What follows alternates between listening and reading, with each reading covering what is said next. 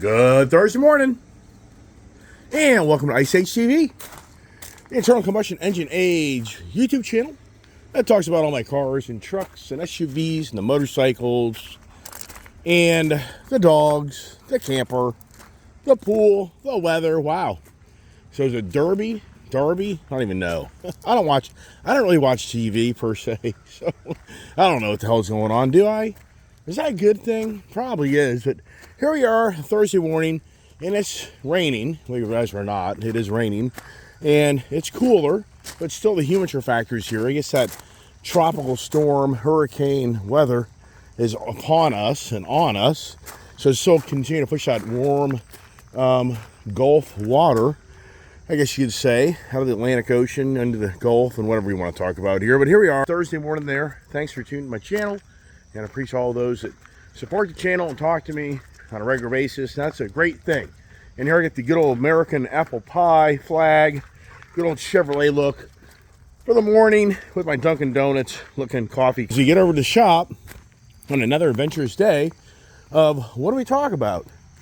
And this past week, it's been about the separation on Monday, label on Tuesday, fight on Wednesday, and so now, what are we going to talk about on Thursday? What would be a good conversation for me to talk about here on Thursday? And I thought a good word would be tough. I thought, hey, let's have the tough conversations, because we haven't had the tough conversations. And here, come on, watch out. Where's the other girl? Come on, baby. Ginger baby. So Ginger baby lately's the last one. Here, a typical woman, typical female, takes forever for them to get dressed and get ready and go somewhere. Some may disagree with that, but some men are like that too. But I think the trend would be more that the women have a tougher time. Come on, baby. Because they want to get all dolled up and look pretty. Men just aren't like that. If you are, then you're kind of that unique individual. So come on, Ginger baby. Nope, Keith. So get on up there. Nope, I know what you want to do. So the interruptions, so the tough conversations, and for the record, yes, it's the treasure hunt time. It's treasure hunt time. I have hidden a Jackson, a Grant, and a Franklin in my shop.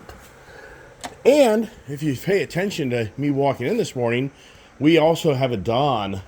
Don, one of my best subscribers that interacts more than anybody on the channel, he is present in the shop as well. And if you paid attention here a minute ago, you would have seen him in his truck. Yes, here is Don right here. He was so nice to give me this really cool 1959 Ford F-250 pickup truck. And I thought in recognition to him, I would cut out a picture of him and put that there just because he's such a cool guy. He really is, and I really appreciate all your support. And he's very funny as well. And he won one of the treasure hunts this past week, even though he kind of felt like, did he win it? But I was like, of course you won it because you continue to watch my channel on a regular basis. But you know, I tell you what, Dan, there's a really cool guy, Dan, out of Canada, has a Hellcat up there, and he's just a really cool guy. And he's reached out to me last year on a very personal level of interacting on my channel and sharing how much he loves my channel.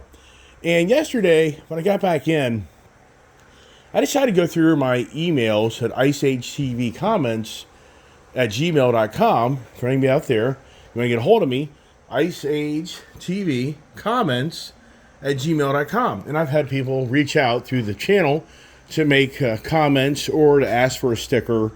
And so I've met a lot of people through that email on more of a personal level. So Dan really intrigued me by his email conversation. And he kind of just disappeared.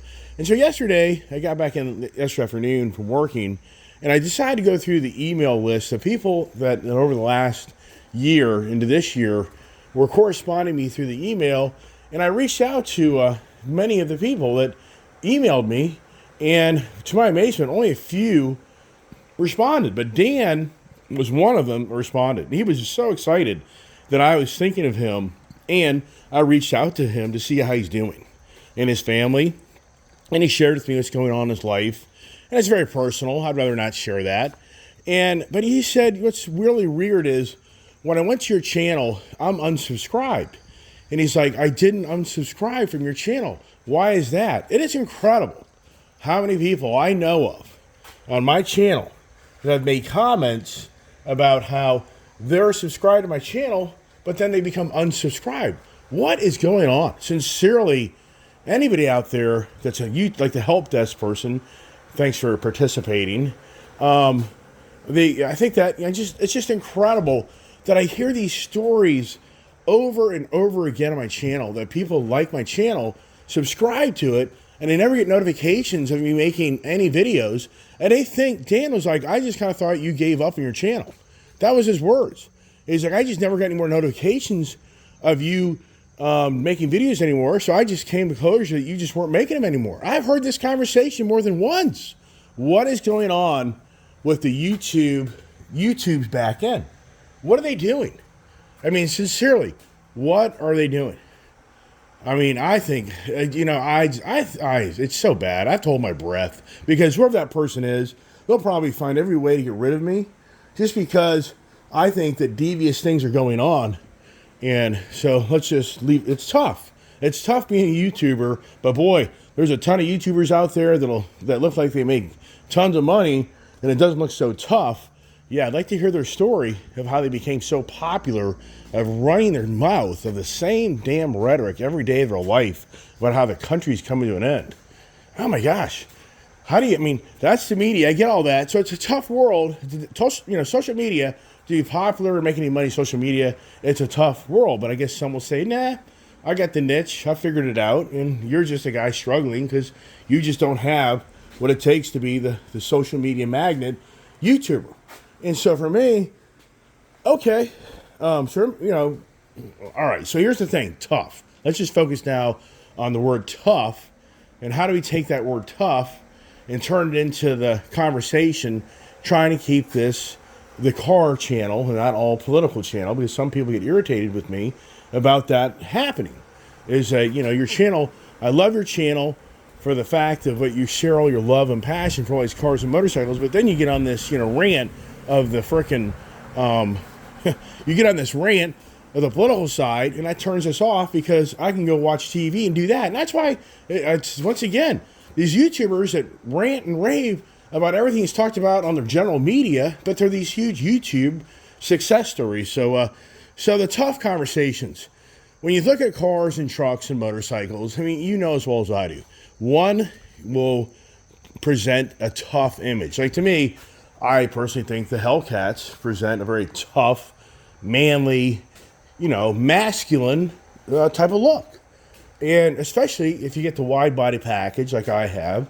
I mean, the narrow body package looks just as good, but it's also the way it's optioned out, because you know as well as I do, a car can look really tough that's made a certain way versus the same exact car made a different way doesn't look that tough or manly. Just like trucks. We have this big Bison truck out here without the big beefy tires and the big beefy bumpers and the blackout, and it sat lower to the ground. I mean, it would have a whole different, just kind of not such the beefy, the tough look. Versus that truck radiates, to me, the tough look. You come out here and you look at the Bronco, which it has the Wild Track package, and it just looks like a tough off-road vehicle. The race truck, to me, looks like a really cool, fast, muscle, tough truck. The Chicago, Jesus Christ.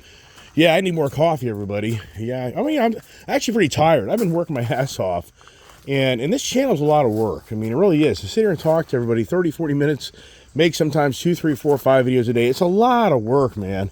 It does eventually just drag you down. So every now and then my words just kind of get all finagled, and it's just because, like, wow, man, I just do a lot and try to make it work. So here's the Colorado.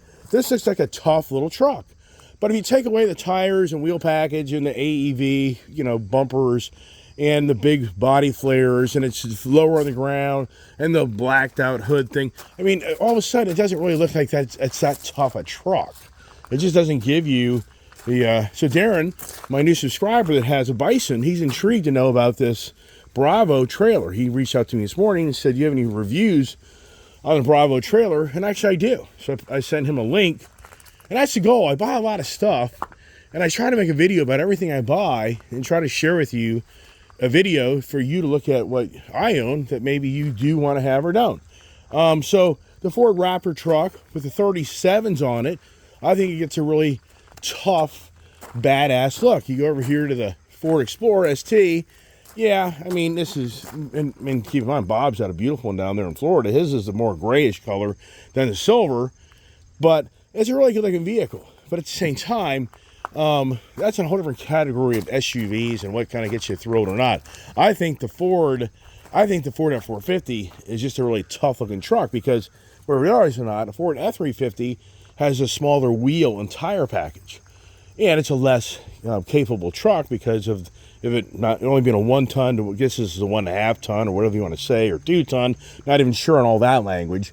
But the whole point is, this to me looks like a tough truck because of the wheel and tire package. That kind of seems to be a theme that goes with our vehicles, that the bigger tire wheel package kind of seems to make the car look more tough, more masculine. You come over to the Dark Horse over here, and to me, I think that looks like a really cool, it's a manly, masculine looking vehicle. Look at that. Look at the white, is that the white swans over there? Look at that. Wow, we got like 4 of them. Wow. There's the kid. For me, I walked out the driveway this morning, and I didn't even recognize my kid went to the gym. Now look at this truck here. That's a really cool truck. I've got people out there just love that two-door truck. That's such a beefy looking monster of a truck. You go to the Ram truck over here, in some ways, I kind of wish it had a 37-inch tire and wheel package just to get a little bit more beefier, but it's a great looking truck. It definitely has that masculine, tough look to it. Boy, I tell you, we're finally getting the rain. All the years I've lived here in the most recent times, until 2007 was the last time we had a major drought here. But you can just see the ground, so it's just so hard that like the water can't get into it. It's really, where it turns into a mud pit very, very easily. But we're getting the rain we need, and we're supposed to be rain today, tomorrow, I think the weekend, so we're definitely getting a lot of rain. So now, the Jeep Mojave. I think that this is a really good looking truck because it has those, it has a nice tire wheel package on it. So it kind of gives, the Jeep's supposed to be for the tough, the people go off-road, back-roading. I mean, isn't that kind of the thought process that you go buy a Jeep or you go buy the Bronco because you're going to be the tough guy or tough gal that goes off into the woods and goes adventuring, and you're going to have a bunch of fun in the back 40 as you take your vehicle off the main roads. You're driving on a whole different terrain. Here's the Super Bee, which this can go either way because it's that plum crazy purple color, and for some out there, that's not the tough man's looking car. That's like the tough lady's car or that unique individual type of vehicle. Here's the Kirby truck, which I haven't driven in ages, and once again, you get the big lifted truck, beefy tires. It looks like the tough guy is driving. And that's what's interesting is when people buy these cars and trucks and they drive them around, you can't see them, and then that person gets out of the car or truck. I mean, who hasn't had the experience? You're like, what? Really? That person actually drives that vehicle? Because your perception of that individual is something so opposite of to what you think the person's going to be. And as I said, you get labeled, in life we'll get labeled by what we drive or own or we love, the passion of. Look at the Camaro. I mean, I think the Camaro, has like that tough, I want to race experience. The Z06, it has that tough, I want to put it in your face. I'm an older guy, but I got some power still in my life, and I can still kick your butt, young guy. I mean, that's kind of what goes on with the capability of people that have money. They can buy some badass things that the younger guy can't afford, and they throw it right back in their face. But in today's world, that's not as common because of the wealth of so many young people that have these great IT jobs and whatever. So you go to the motorcycles, and here's the reality. It's tough to ride this crotch rocket bike at my age. Sincerely, this Fireblade, I bought it only for a reason. I think it's a collector's bike, and it's so cool looking That's the only reason I bought it. If I was to tell you I bought it because I'm going to go in the back roads and ride that thing like it should be, I'm just lying to you. Will I ride it? I will. Will I ride it a lot? Not much.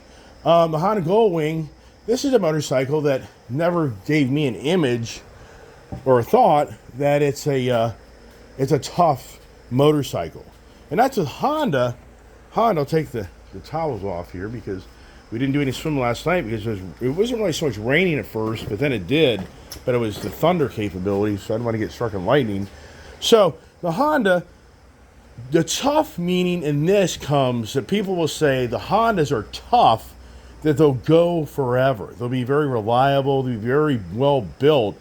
So in that aspect, I would give Honda the reward for being the so-called tough motorcycle, not the tough personality, but more about how you're going to have the confidence that this motorcycle is going to go a long way and be very reliable. It's a very tough built motorcycle. That's typically the Honda product. Not saying they haven't made some crap, but typically you come to the Harley, I mean, come on. Who do you think of with the fat boy of being a tough guy? Arnold Schwarzenegger. Bob down there in Melbourne, Florida, he sent pictures, which I showed on my channel the other day, of his C300, his Explorer ST, and his Fat Boy. And I told him, I said, you have the silver gray color love, because that's kind of the theme of his cars. But you look at that Fat Boy, and what pops in your head? Arnold Schwarzenegger from the Terminator. And that was a tough looking guy, and that was a tough looking bike. So that was like a marriage for Harley Davidson to promote that motorcycle, because I guarantee it got a lot more sales because it looked like the badass, the tough guys type of bike. The Road Glide, once again, I think that the Harley Davidson, this is the irony, because if you're really following the news, you know right now that the tough man, a perception of Harley is waning. That the DEI, the CEO of Harley Davidson, the former Puma tennis shoe guy, basketball shoe guy, whatever you want to call him, he is pointing this company in a whole different direction to try to cater to more of a diversity of the culture that was around us. And a lot of people are being offended. The tough people, the people feel like, the Harley Davidson resonates, the Hells Angels days, the tough guys. I mean, the true American beginnings of the competition of Indian motorcycles versus Harley Davidson, and who was the toughest, guy to race and win. I mean, that takes a lot of guts and sweat to race a motorcycle, especially in that era and day, and especially today. And who's the tough guy? Who's the tougher one in the riding capabilities that ends up being known very well for all the things that they do? Look at all my motorcycle tags over here. I mean, and that's not even all of them. I've got a ton more in a drawer over there. I mean, the amount of tags that I have. Yeah, some people are like, you need to turn those in, Mr. Iceman. Well, nah, I'm not turning it in. So the tough image for Harley Davidson is starting to wane, and apparently Sturgis, there's a lot of talk of that right now, and so once again, it's right now Harley Davidson stock is down a little bit, are pulling back because of they feel like Harley Davidson is going to go a whole different direction, which the CEO said in January 2023 that Harley eventually be all electric vehicles, which that just makes you want to throw up, that the guy has been caught up in the culture that everything has to be electric and you still can't have ICE-driven motorcycles. I mean, pathetic, really. But that's the thing. What happens to the value of these motorcycles and these cars if, and so many on my channel just don't see it and don't believe it's going to happen, and feel like this ice age, and I believe ice age is going to be around a long time. I don't think it's going anywhere anytime soon. I think most of us here, older in life, will still see the ice age.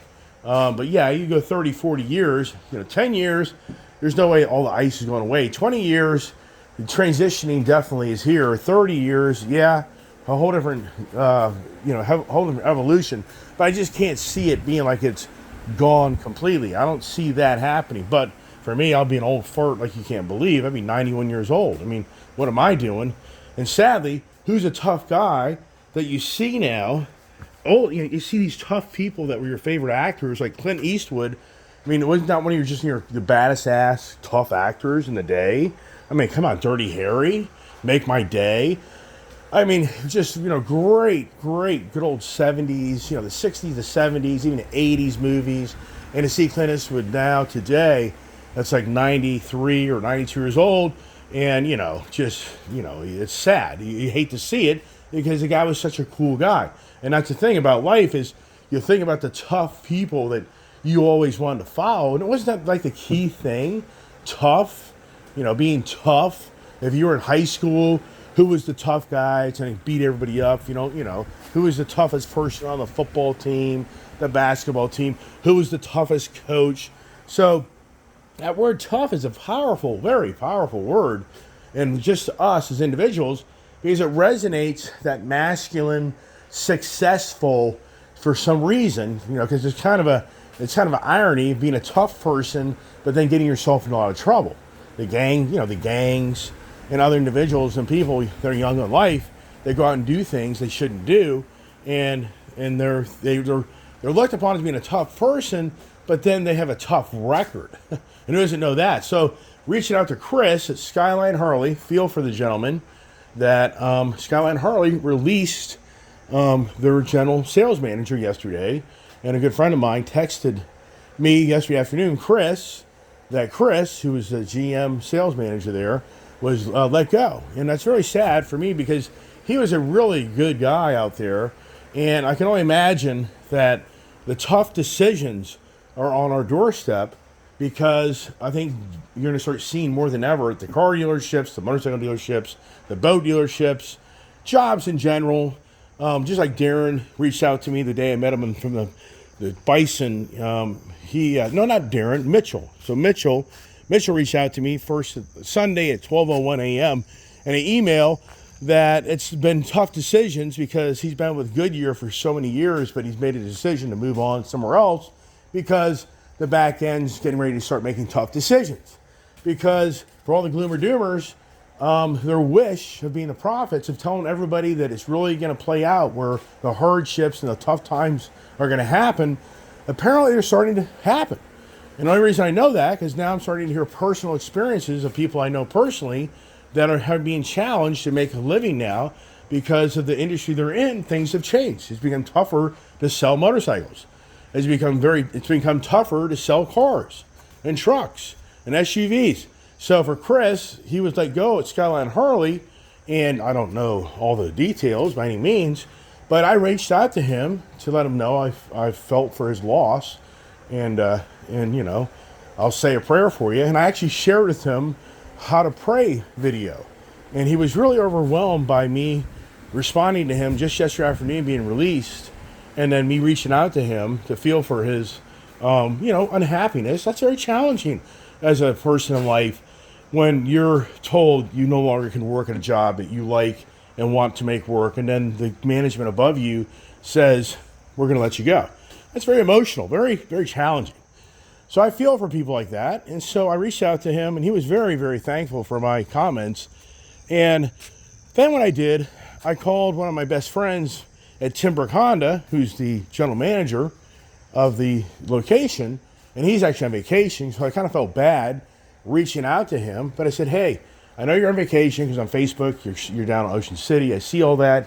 You're having a great time. Sorry to bother you, but I have a friend of mine that was just released from a position, and would you have any interest in maybe hiring him at your dealership? And he's like, yeah, we could possibly add another person. And he said, have him reach out to me. Meanwhile, Chris, I reached out to him and mentioned Timbrook Honda, and he didn't respond for a while. And then later on, he responded, I'm all in. So yesterday evening at 7 o'clock last night, I shared with each other's contacts, and next week he's going to go interview for a position there at the Timbrook Honda. So for me, that would be pretty awesome. But the thing about for Chris, and it gets a little personal here, but he came from the automotive industry of working in sales and management and finance for many, many years. And then he came to the Harley side, motorcycle side, which he never did before. But I think he did a really good job because I ended up buying this CVO ST down here from him this past January, if you watch my channel. So he was a key guy that made that whole deal go down. And he took my Indian Challenger Elite on trade, which I was a challenge to do that. Challenger. So the point of this conversation is Timbrook Honda is owned by Fred Timbrook, and Fred Timbrook is the son of the founder, I believe Sam Timbrook, from so many years ago, that has a complete automotive conglomerate of dealerships. And so for me, if Chris was to reach out and say, they're going to bring me in, but they're not really giving the position that I really want, but they're going to bring me in, and, I'd be like, well, here, this is what you should do. Get in with the organization.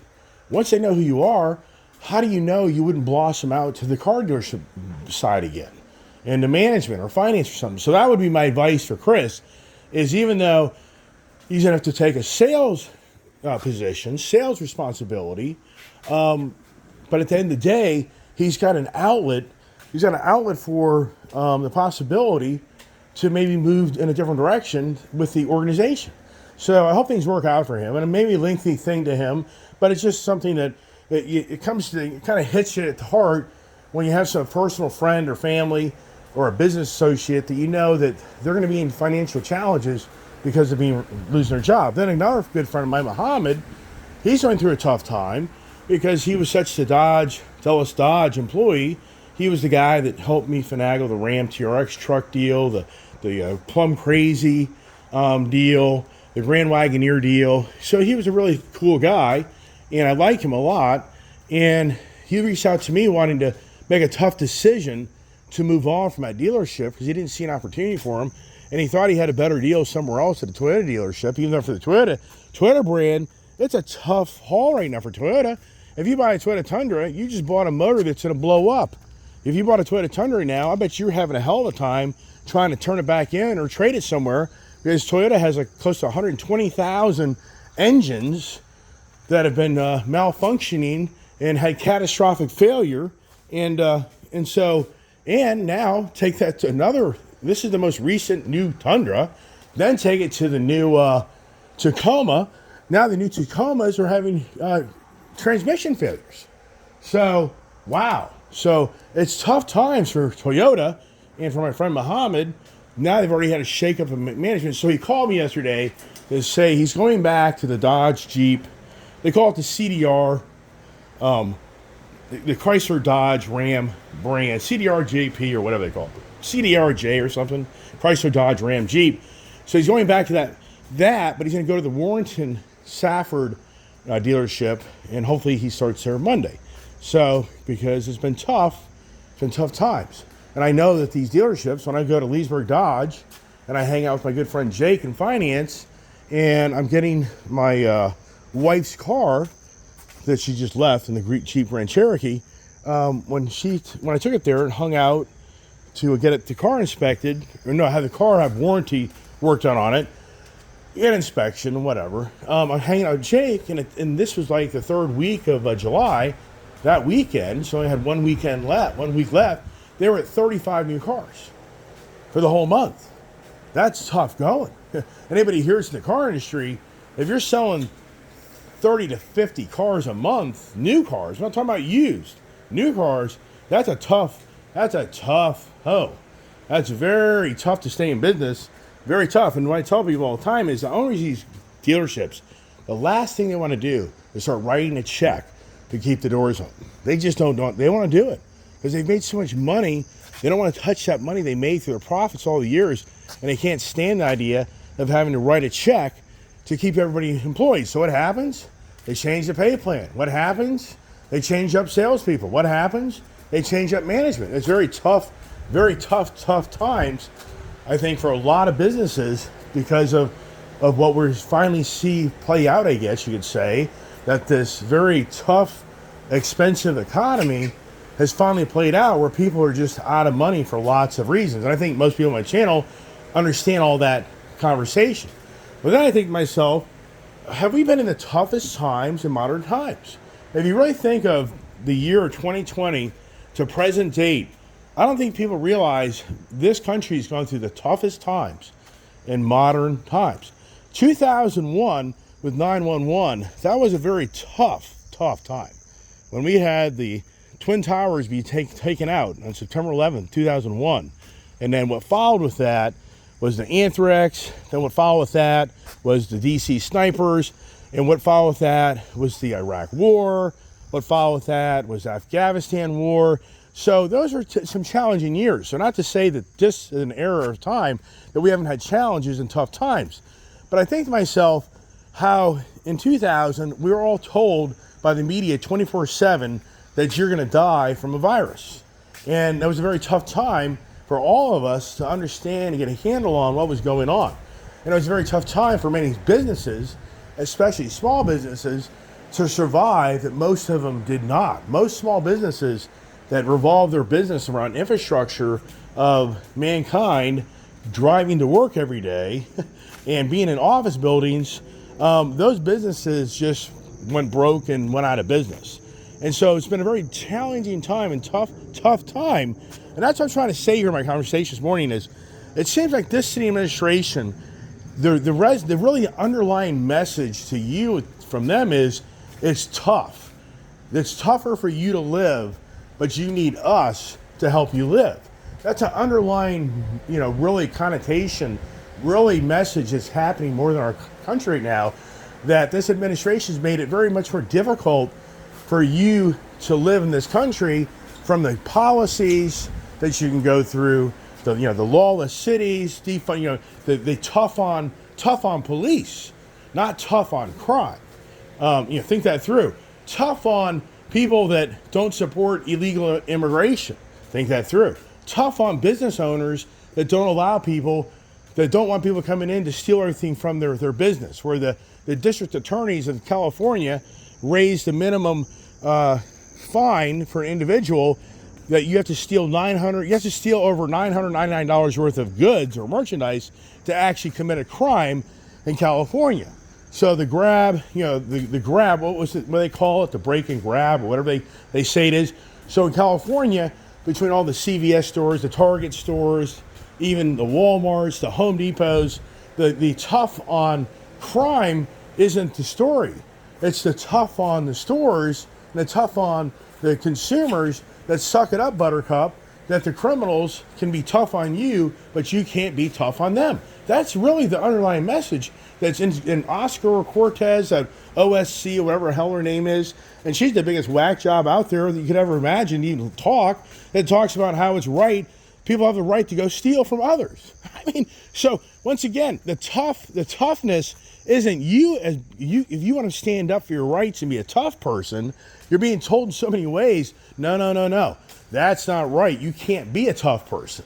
The other person gets to be a tough person against you that takes things away from you. Wow. Yes. I just can't emphasize enough. Being such a car enthusiast my whole life, being in our car dealerships my whole life, it just blows me away when this pandemic came in and I heard story after story after story of all my friends who are in the industry, how people were lined up begging to buy a car because it was so tough to get a car. Yes. Does anyone remember this? People were lined up trying to buy cars, and it was very difficult and tough to buy a car because as time progressed, with everybody being forced to sit at home, the production of everything came to a halt, and then the inventories became very tough to manage because they didn't have much inventory, and then it went from selling new cars to selling used cars, and everybody was having a tough time of getting the vehicle they want. People ordered cars. Well, this goes on and on and on. I mean, I don't think I have to spend a lot of time on that, but it's very tough and challenging.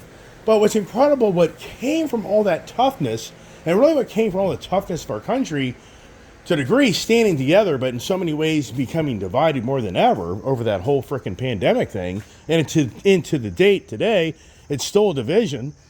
But the toughness on us now has been how much money you're going to spend to buy things, and how tough it is now for you to manage things because everything is more expensive. Breaking news, the Dodge Charger Daytona has just released the pricing. If you want a brand new Dodge Charger Daytona RT package, it's $61,995. It's $14,000 more than the 2023 model. If you want the Scat Pack Dodge Charger, two-door car, the electric vehicle is what I'm talking about, but it has a speaker system in it, to make it sound like a gas car. If you want the Scat Pack edition, it's $73,000. It's 20 grand more than the gas engine outgoing Scat Pack. Wow. Wow. I have talked about this so many times, people are probably sick of me talking about it. This EV age has created the most expensive car production ever in modern times, because the Ice Age is just being penalized to help the EV age, in my own beliefs. And for Shawn Fain of the United Auto Workers that walked around and he thinks he's the biggest, toughest guy in the world, that raised everybody's capability of to work on an auto assembly line and make a huge income, that yeah, everybody that's out there watching that play out on how the UAW gave a pay raise to everybody just to even make it even tougher for you as a consumer to buy a new car, because the manufacturers have to even spend more money to be able to put people on the line to build something. Oh my gosh. Are we in tough times? I mean, from the Doomer Loomers, they're claiming in Florida, the CHIT, C-H-I-T show has begun. The housing market is imploding. I haven't seen it. I'm not down there. I'd love to hear stories from my Florida subscribers like Bob and Biker Bug and others out there that what's going on. Is there now a for sale sign on every corner of every street in your neighborhood? Because when that happens, that usually is a sign of the housing market now going into tough times, as people can't sell their house. I don't see it up here. My neighbor just sold his house for close to $1 million. It was on the market 2 weeks. I see houses go up for sale in this area, and within a month's time, they're sold. They're gone. So in this area here, I'm not seeing the sad story. But if you're really following the news, the tough act on our doorstep is all these big office buildings that nobody goes to anymore because they all remotely work at home. And those buildings' values are worth half, if not less. And with that, the challenge for them is getting people back into the office, which they can't do, so they're having to go let the properties go. But the way all those deals are structured, it's a different ball game because of how the bank holds notes on properties. And once again, is the media hiding? Is the media being tough on you? I mean, sincerely, is the media being tough on you because they don't really want to share with you really how tough it is? But I mean, in that aspect, I don't watch the news in any great depth to be able to really get into much conversation on that. What I do know is if you get on the social platform, they're going to be tough on you if you're a conservative and you have the J.D. Vance, personality, or you have the Donald Trump personality. The left is going to be very tough on you because you, in their ways, think you are demented in the way you think. Because what have they been tough on besides the heterosexual marriage? The boy and girl genders. That's been a very challenging thing here in most recent years, especially under the sitting administration, that they've been tough on the normal people. That the normal people aren't good people, and so they've been tough on us. I mean, once again, is anybody figuring this out? That we're now under the powers to be in this country more than ever, and they're being tough on the good citizens of this country, but yet they seem to reward those that aren't the tough ones, but are really the weaker ones. But there you go. That's the underlying message. They want the weaker ones because the government wants the control of this country like never seen before, and it's in the movement of going that way. But somebody would be like, nah, it's not. It's not. Yes, it is. It is. By all means, Tim Walz, to hear now that he, in the military, was he was supposed to do something. I'm not fixating on the guy, but the Tim Walz guy, does he get removed from being the nomination for the VP for his former military actions that weren't, he didn't do the right things as a military person. But is that factual? I have no idea. Is it the propaganda like never seen on social media to have you believe on what is tougher than the other? And that's the thing. Do you want a really tough president and vice president, or do you want a weak president and vice president? And for me, I think we all know that answer that watches my channel. because we're in world wars on what I think many would believe that just wasn't tough policies that, I mean, I think it gets very heavy and deep, and I'm just not going to go there, but you just think to yourself how this country was holding so much money from Iran because of the concern that once Iran got their money back, they would use it for devious reasons. I'm not saying that, our country's perfect or anybody else is. And then with the Russia-Ukraine conflict, you just have to always scratch your head that when Russia showed up at that border, Ukraine, why not all the nations got together and said, we're just not going to let this play out, go home. But nobody was tough on that. And now what are we in? You can go to the Russia, and then you go to the Chinese, and now the policies as time progresses is to be tough on the Chinese, but it's only because of the green agenda that this administration has created that would be so severely harmed if the Chinese infrastructure of their green agenda could ever infiltrate our country. And that's, so now, as you know, you hear the blah, blah, blah. And as I said before, the whole one side of the mouth is going to change from the sitting party to be that they're now all of a sudden going to be like, we're going to get tough on crime. We're going to get tough on illegal immigration. The list goes on and on and on. It's all going to be the pitch that, hey, it's all going to be beautiful and nothing to worry about. And one person reached out when Kamala Harris made a comment that we're going to drive energy prices down. One person's like, but you're the sitting VP of the city administration. Why aren't you doing that right now? Why is this the future? I mean, oh my gosh. It's beyond believable of what people listen to and don't even step back and think to themselves, wow. All right, that's it.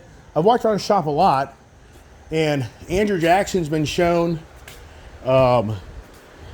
Ulysses Grant has been shown. Benjamin Franklin's been shown. And Don, in his really cool Ford truck, has been shown too. He has. So there you are. So hey, I'm going to wrap it up. I talk a lot. I know, don't I? Yeah, a lot. So everybody stay tuned for more conversations, more adventures. What I'm going to do, I don't know. Our job out in the rain today, which I don't want to do. But we'll see if this stuff kind of starts to dry up and go from there. And there is Brian, my new employee, showing up on time to go to work. So this is perfect time for me to say goodbye. So God bless. Have a great day.